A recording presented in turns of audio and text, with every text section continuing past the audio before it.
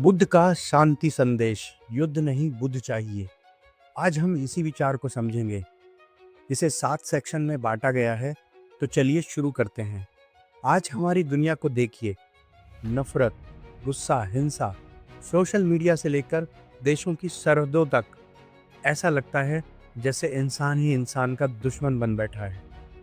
क्या इसका समाधान सिर्फ और ज़्यादा ताकत और ज़्यादा हथियारों में है, या फिर कोई ऐसा रास्ता भी है जो 2500 साल पुराना होकर भी आज के किसी भी हथियार से ज़्यादा शक्तिशाली है?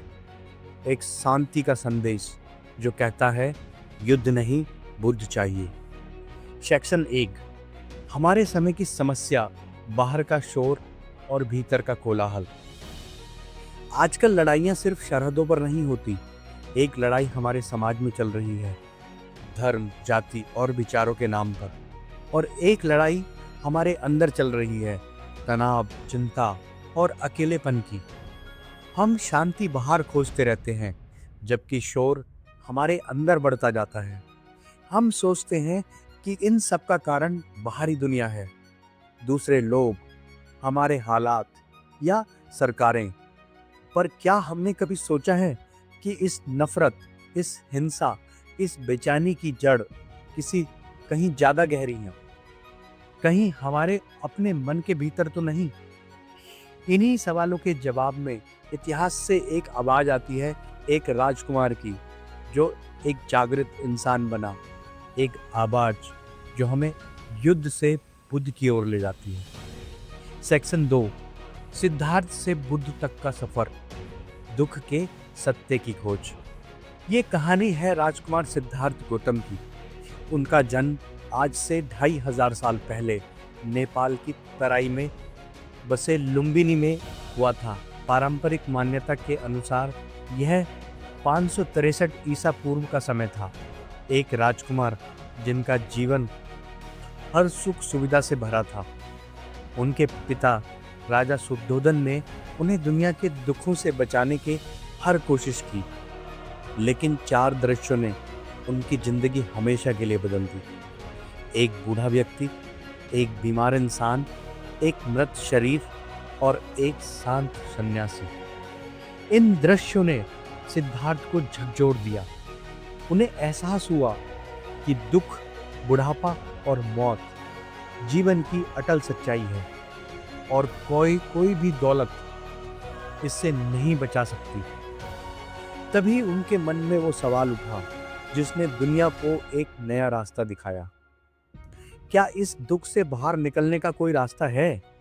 इसी सवाल का जवाब खोजने 29 साल की उम्र में वो एक रात अपना महल, अपनी पत्नी यशोधरा और बेटे राहुल को छोड़कर सत्य की खोज में निकल पड़े।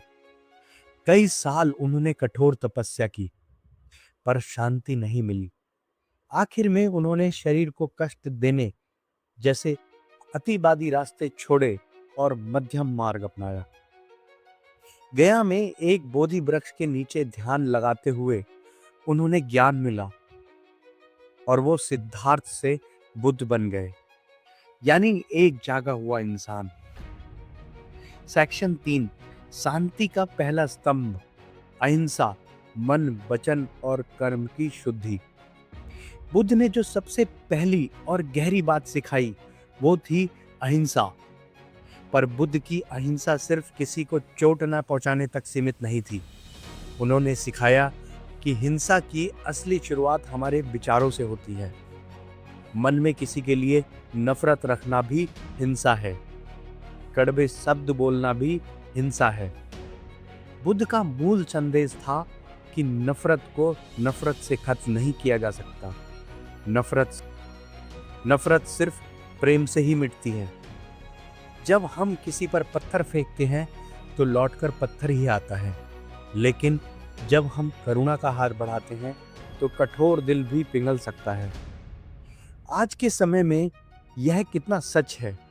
सोशल मीडिया पर हम शब्दों से जो एक दूसरे को नीचा दिखाते हैं, वो भी तो एक तरह का युद्ध ही है। बुद्ध हमें सिखाते हैं कि असली शांति तब आती है जब हमारे विचार, हमारे शब्द और हमारे काम तीनों में हिंसा ना हो। सेक्शन 4, शांति का दूसरा स्तंभ, करुणा, सबके दुख को अपना समझना। अगर अहिंसा शांति का बाहरी रूप है तो करुणा उसकी आत्मा है। करुणा का मतलब सिर्फ दया दिखाना नहीं, बल्कि दूसरे के दुख को महसूस करना है। यह समझना कि जैसे मैं खुश रहना चाहता हूँ और दुख से बचना चाहता हूँ, वैसे ही दुनिया का हर जीव चाहता है। बुद्ध की करुणा किसी सीमा में नहीं बंधी थी। वे दोस्त और दुश्मन, इंसान और जानवर, सभी के लिए एक समान करुणा रखते थे। एक मशहूर कथा है, जब उनके भाई देवदत्त ने एक हंस को तीर से घायल कर दिया, सिद्धार्थ ने उसे हंस का तीर निकाला, उसकी देखभाल की और जान बचाई। जब देवदत्त ने हंस पर अपना हक जताया तो सिद्धार्थ ने कहा, मारने वाले से बचाने वाला का हक हमेशा बड़ा होता है। यह करुणा ही है जो हमें जोड़ती है। जब हम दूसरे के दर्द को अपना समझने लगते हैं तो भेदभाव की दीवारें खुद ही गिर जाती हैं। इसी करुणा से बुद्ध का बहुजन हिताय बहुजन सुखाय का विचार निकला, यानी ज्यादा से ज्यादा लोगों के हित और सुख के लिए काम करना। सेक्शन 5, रोग का निदान, 4 आर्य सत्य। बुद्ध सिर्फ एक दार्शनिक नहीं, एक मनोवैज्ञानिक की तरह थे। उन्होंने इंसान के दुखों का विश्लेषण किया और उसका हल भी बताया। उन्होंने अपनी शिक्षा को 4 आसान सत्यों में समझाया, जिन्हें 4 आर्य सत्य कहा जाता है। पहला सत्य, दुख है। जीवन में तकलीफ, दर्द और असंतोष है। इसे स्वीकार करना ही पहला कदम है।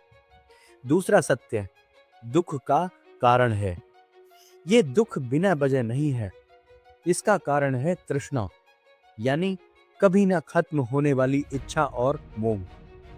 हम अच्छी चीजों को हमेशा पकड़ कर रखना चाहते हैं और बुरी चीजों से दूर भागते हैं। यही खिंचाव दुख पैदा करता है। तीसरा सत्य, दुख का अंत संभव है। यह सबसे बड़ी उम्मीद है। अगर दुख का कारण है तो उसका इलाज भी है। इस तृष्णा को जड़ से मिटाकर दुखों से मुक्त हुआ जा सकता है। इसी अवस्था को निर्वाण कहते हैं। चौथा सत्य, दुख से मुक्ति का एक रास्ता है। बुद्ध ने सिर्फ समस्या नहीं बताई, बल्कि उसका एक प्रैक्टिकल समाधान भी दिया। यह समाधान है आर्य अष्टांगिक मार्ग। सेक्शन 6, शांति का प्रैक्टिकल नुस्खा, अष्टांगिक मार्ग और मध्यम मार्ग। अष्टांगिक मार्ग यानी 8 कदमों का रास्ता शांति से जीवन जीने की एक प्रैक्टिकल गाइड है।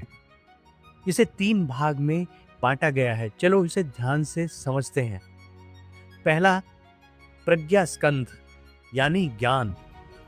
यह खंड जीवन और सत्य को सही तरीके से समझने से जुड़ा है।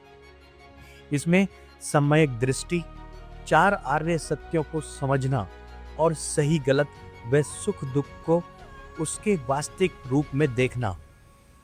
सम्यक संकल्प, मानसिक रूप से सही मार्ग पर चलने का दृढ़ निश्चय करना और द्वेष, क्रोध व हिंसा का त्याग करना। दूसरा है शील स्कंध यानी नैतिक आचरण। यह खंड समाज में हमारे नैतिक व्यवहार और कर्मों को नियंत्रित करता है।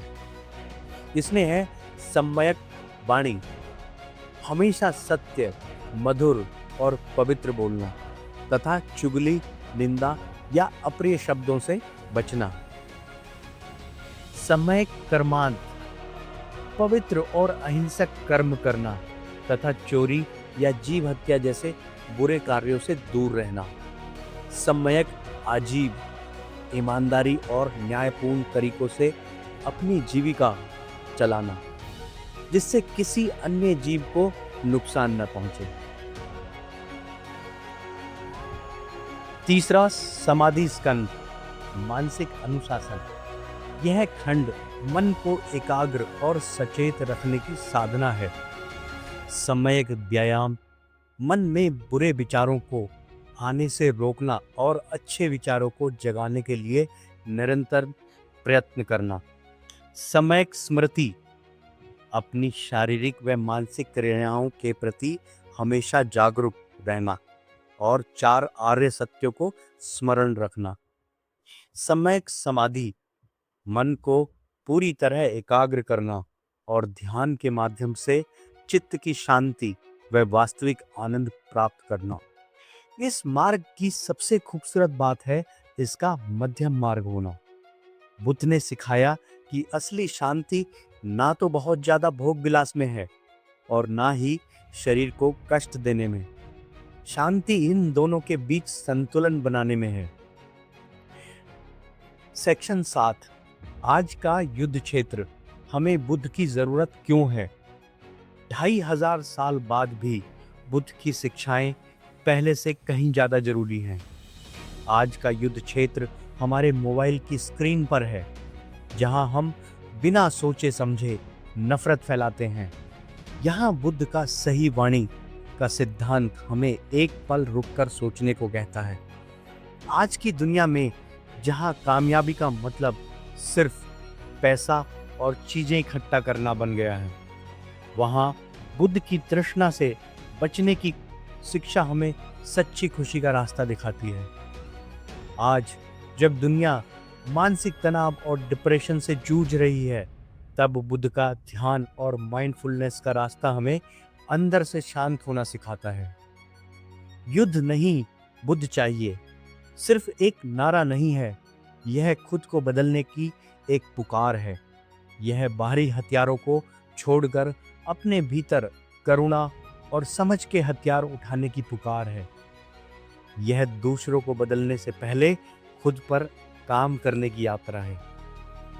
अगली बार जब आपको गुस्सा या नफरत महसूस हो तो एक पल रुकें और खुद से पूछें, मैं युद्ध का रास्ता चुनूं या बुद्ध का। आपका चुनाव क्या होगा। इस शांति से संदेश को उनके साथ शेयर करें जिन्हें इसकी सबसे ज़्यादा ज़रूरत है। हमें कमेंट्स में बताएं कि बुद्ध की कौन सी बात आपको सबसे ज़्यादा प्रेरणा देती है, और ऐसे ही गहरे विचारों के लिए हमारे चैनल को सब्सक्राइब करना ना भूलें। अंत में बुद्ध का संदेश यही है कि दुनिया को बदलने से पहले हमें खुद को बदलना होगा। सबसे बड़ी लड़ाइयाँ तोपों से नहीं, बल्कि हमारे अपने मन के अंदर लड़ी जाती हैं, क्रोध, लालच और अज्ञान के खिलाफ। जैसा कि धम्मपद में बुद्ध की शिक्षाओं का सार मिलता है, हजारों लड़ाइयाँ जीतने से बेहतर है खुद पर विजय पाना। फिर जीत हमेशा तुम्हारी होगी, उसे तुमसे कोई छीन नहीं सकता। क्योंकि दुनिया को आज सच में युद्ध की नहीं, बुद्ध की जरूरत है। बाहरी जीत की नहीं, बल्कि आंतरिक शांति और जागरण की जरूरत है। धन्यवाद।